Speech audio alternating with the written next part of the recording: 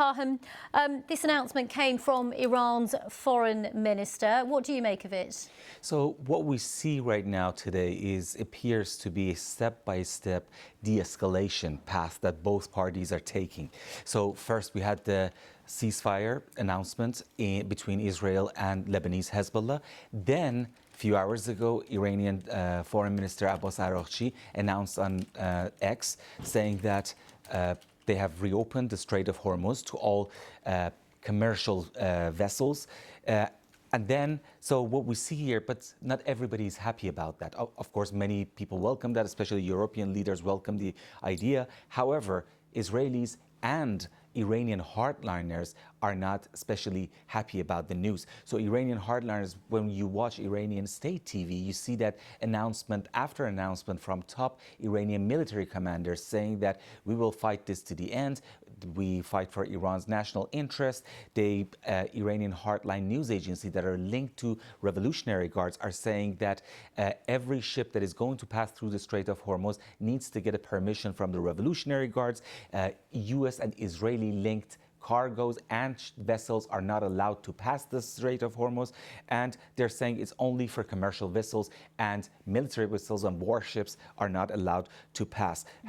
This was Iran's strongest card that Iran had to play. However, it seems that at least part of the decision makers in Iran, part of the Iranian leadership has decided to put it back in the deck. Yeah, I mean, it's interesting, isn't it? Because in the end, the Strait of Hormuz is being used as a kind of tool in this conflict, hasn't it, by Iran? But of course, what we heard from Iran's foreign minister, Abbas Araghchi, was also that this was all in line with a ceasefire in Lebanon. So there's a lot of geopolitics at play here because, of course, when we first saw the points of that deal between the US and Iran, it can get complicated, can't it? There was a whole dispute about whether Lebanon was part of all of that. That's a very, very important issue that you brought up, because the first sentence in Araghchi's statement was that in light of the ceasefire in Lebanon, we are reopening the Strait of Hormuz. So Donald Trump, U.S. president, went on his social media,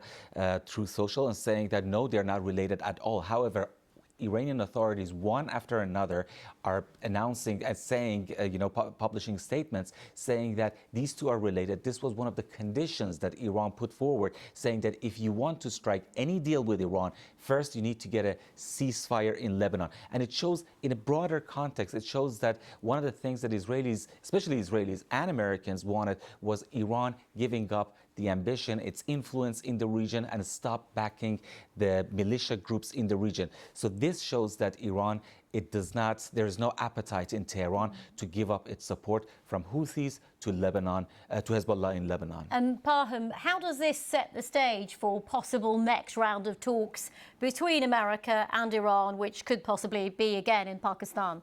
So what we see, like I said, both sides apparently are moving towards de-escalation, which is a good thing in order to be able to reach a deal in the future. Because yes, Iran managed to block the Strait of Hormuz, and it worked really well in their favor because they managed to put a lot of pressure not only on Americans but in the entire world. However, after the United States put the second blockade, double blockade, the Strait of Hormuz, Iran suffered tremendously because most of Iran's export, including its oil and gas, which is their main revenue, goes through the Strait of Hormuz. So Iran started suffering tremendously, and they realized that yes, that was a weapon that we use. However, it's time to holster that because it might backfire.